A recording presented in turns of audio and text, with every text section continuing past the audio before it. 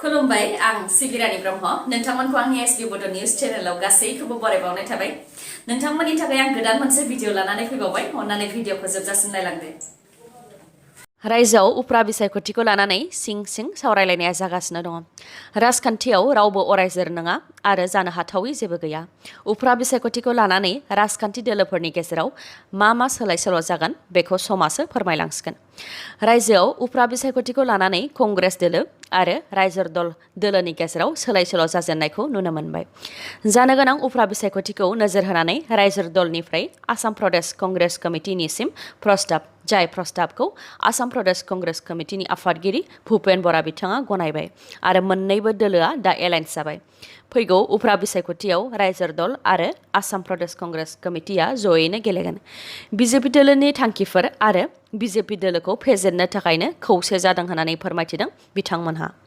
गुबुन फारसेथिं बिपिएफ दोलोआवबो माबाफोर सोलाय-सोल' नुनो मोनगोन नामा बिपिएफनि एमएलए दुर्गा दास बर' बिथाङा फोरमायथिदों दि फैगौ 15 आगस्टनि सिगां हाग्रामा महिलारि बिथांनि दैदेननायाव बिपिएफ हान्जाया मोनसे सावरायमेल जथुमगोन जेराव बिथांमोनहा उफ्रा बिसायख'थिखौ सोरबा दोलोजों थानानै गेलेगोन ना हारसिङैनो गेलेगोन बेखौ थांखि लागोन होननानै फोरमायथिदों आरो सम सफैयोब्ला थासारिखौ नोजोर होनानै बिपिएफ दोलोआव सोलाय-सोल' जानायखौ नुनो मोननोबो हागौ होननानै रोखायै बुंथिदों दुर्गा दास बर' बिथाङा गेलेनायनि जौसिन बान्था राजीव गान्धी खेल रत्न एवार्डनि मुंखौ सोलायनानै मेजर ध्यानचन्द खेल रत्न एवार्ड मुं दोननाय जाबाय पीएम नरेन्द्र मोदी बिथाङा टुइटारनि गेजेरजों फोरमायथिदों दि हादरनि गोबां नोगोरारिफोरानो खेल रत्न एवार्डखौ इन्डियान हकी टीमनि लेजेन्ड आरो हिर' मेजर ध्यानचन्दनि मुङाव दोननो थाखाय बोसोन होदोंमोन नोगोरारिफोरनि साननाय आरो हकी लेजेन्ड मेजर ध्यानचन्दखौ मान होनो थाखायनो गेलेनायनि जौसिन बान्था राजीव गान्धी खेल रत्न एवार्डनि मुंखौ सोलायनानै ध्यानचन्द खेल रत्न एवार्ड दोननाय जाबाय होननानै फोरमायथिदों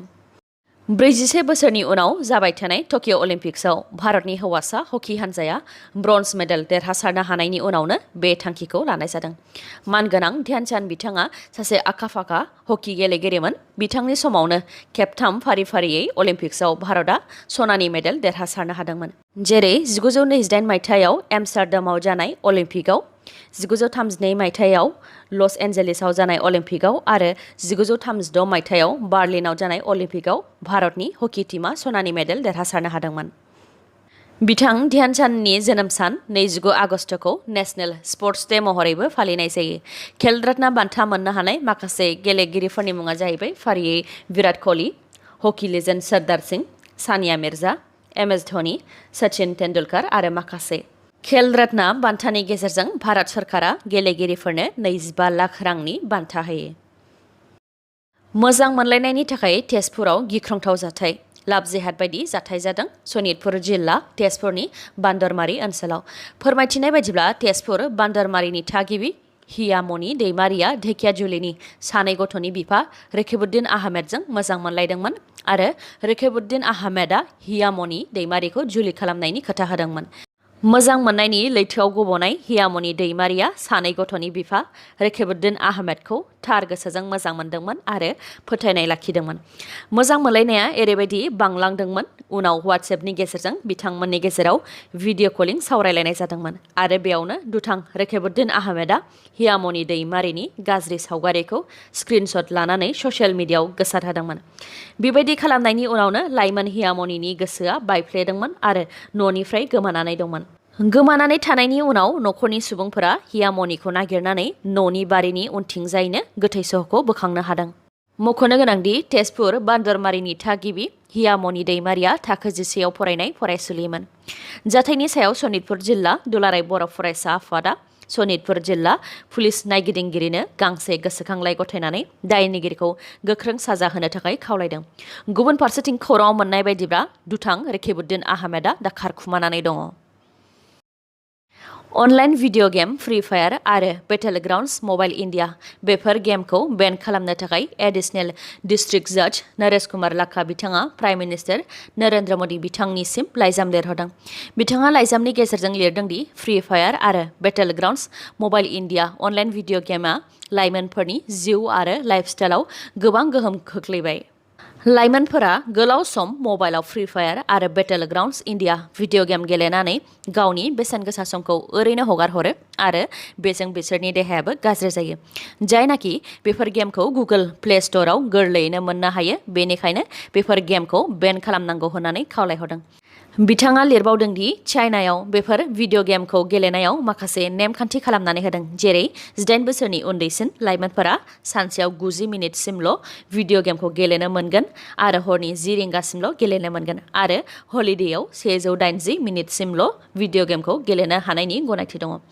बेनि अनगायैबो बावैसो सिगां बांलादेश आरो नेपाल हादरावबो फ्री फायार आरो battle grounds mobile India online video गेमखौ बेन खालामनो थाखाय सोरखारखौ खावलायदों। बिटिआर गोरोबथायाव जेरैबायदि दफाफोर दंमोन, बेबायदि माखासे खामानिया मावफुंजायाखै। बे अजदखौ होदों अनजालि दैमारि बिथाङा। बिटिआर गोरोबथानि 6.4 दफायाव सेपारेट डाइरेक्टरेट फर बड' मिडियाम स्कुल्स दाफुंनानै होनायनि गनायथि दङ।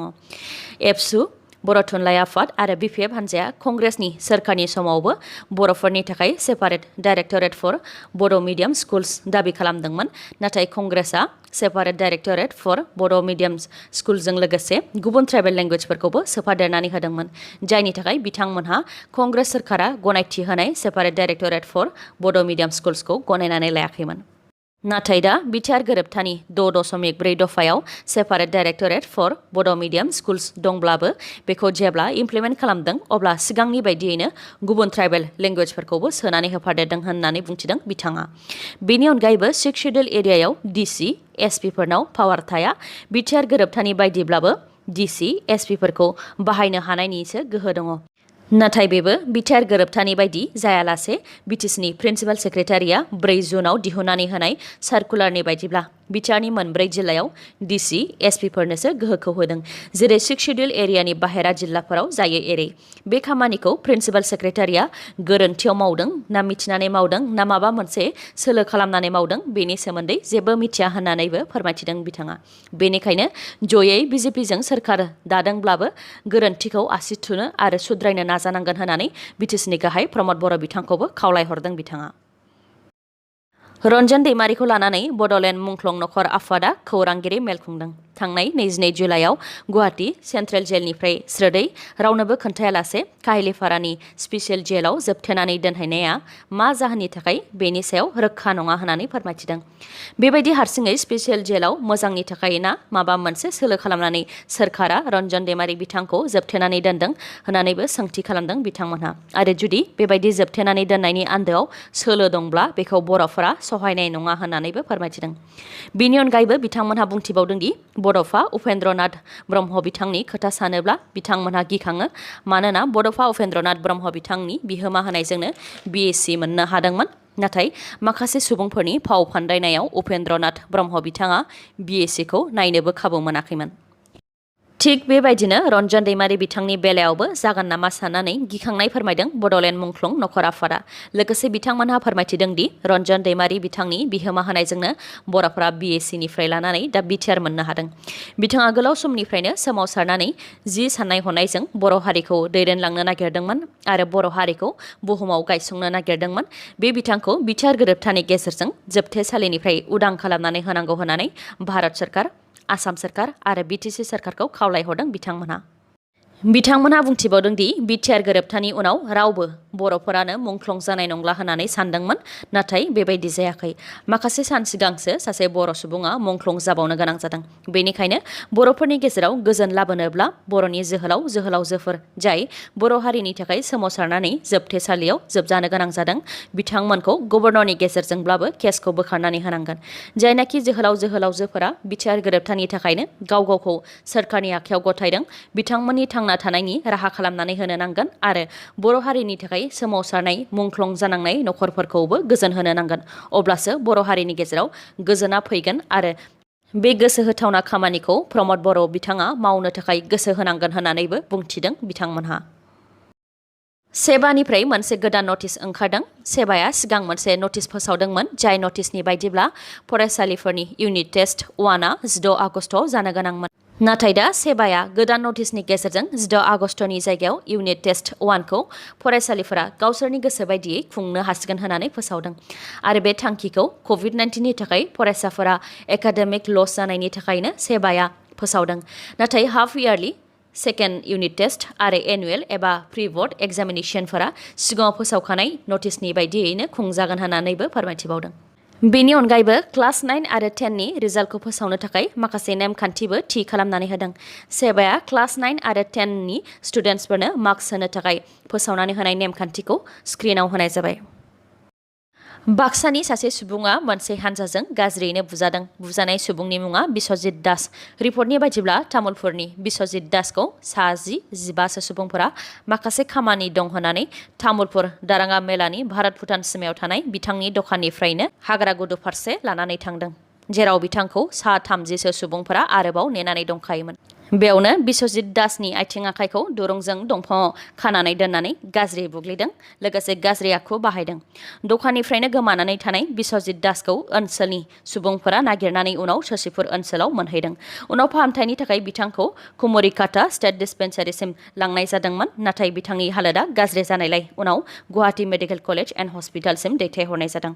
बे खामानिखौ गरखा स्टुडेन्टस इउनियननि लिडारनि दैदेननायाव जादों होननानै सन्देह खालामनाय जादों जाथायखौ लानानै बिश्वजित दासनि नखरा दारांगा मेला पुलिस थानायाव एफआइआर होबाय नाथाय दासिमबो दायनिगिरिखौ पुलिसा सासेखौबो हमथ'वाखै ड्राग्स बायनो थाखायनो बिफाया गावनि असे फिसाखौनो फानदों बे सोंखारि जाथाव जाथाया मरिगावनि लाहरिघाट गामियाव जादों आमिनुल हकआ आयेन बेरेखा ड्राग्स फालांगि खालामोमोन जायनि थाखाय गावनि 2.5 बोसोर बैसोनि फिसाज्लाखौ 40,000 राङाव साजिदा बेगमनो फानदोंमोन पुलिसा दा गथ' फानग्रा दुथां बिफा आमिनुल हक आरो बायग्रा साजिदा बेगमखौ हमबाय दुथां आमिनुल हकनि बिसिया फोरमायथिनाय बायदिब्ला आमिनुल हकआ थांनाय 3 बोसोरनिफ्रायनो आयेन बेरेखा ड्राग्स फालांगि खालामनायजों सोमोन्दो दंमोन जायनि थाखाय बिसिया थांनाय 4 दान सिगांनिफ्रायनो फिसायखौ एंगारनानै फिसाज्लाखौ लानानै गावनि न'आव थाहैफिनबायमोन नाथाय दुथां आमिनुल हकआ फिसाज्लानि मुङाव आधार कार्ड बानायनांगौ दं होननानै बिमानिफ्राय फिसाज्लाखौ लानानै फैदोंमोन नाथाय माखासे साननि उनावबो फिसाज्लाखौ बिमाया मोनफिननो हायैयाव खौरां लानायावसो मिथिनो मोन्दों दुथां आमिनुल हकआ गावनि असे फिसाज्लाखौनो 40,000 राङाव फानबाय होननानै उन्दै गथ'साखौ दा पुलिसा रैखा खालामनानै बिमानि आखायाव गथायनानै होफिनबाय जोबनायाव दङ अलिम्पिकनि खौरां दासान्दि जाबाय थानाय टकिअ अलिम्पिकआव चाइनाया मोन 36 सनानि मेडेल मोन 26 सिलभार मेडेल आरो मोन 17 ब्रन्ज मेडेल देरहासारनो हानानै सेथि फारियाव दङ इउनाइटेड स्टेट्सआ 31 सनानि मेडेल मोन 36 सिलभार मेडेल आरो मोन 31 ब्रन्ज मेडेल देरहासारनो हानानै नैथि फारियाव दङ जापानआ मोन 24 सनानि मेडेल मोन 11 सिलभार मेडेल आरो मोन 16 ब्रन्ज मेडेल देरहासारनो हानानै थामथि फारियाव दङ